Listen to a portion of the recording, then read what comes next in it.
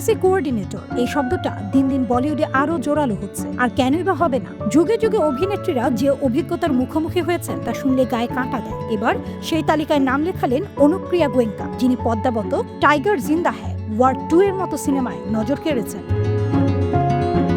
সম্প্রতি এক সাক্ষাৎকারে তিনি জানালেন, শুটিংয়ের সময় দুবার এমন পরিস্থিতির শিকার হয়েছেন যেখানে সহ অভিনেতার উত্তেজনা তার অস্বস্তির কারণ হয়ে দাঁড়িয়েছিল। একবার তো চুম্বনের দৃশ্য শুটিংয়ের সময় তিনি বুঝতে পারছিলেন যে উল্টো দিকের মানুষটা নিজেকে সামলাতে পারছেন না। তখনই মনে হয়েছিল এটা তো ঠিক হচ্ছে না, অপমানিত লাগছিল, বললেন অনুপ্রিয়া। আরেকবার তিনি এমন পোশাক পরেছিলেন যেখানে কোমর ধরে অভিনয় করাই স্বাভাবিক ছিল, কিন্তু সহ অভিনেতা অন্য কোথাও হাত রাখলেন, যেটা একদমই দরকার ছিল না, কোমরেও তো ধরতে পারতেন, বললেন অভিনেত্রী।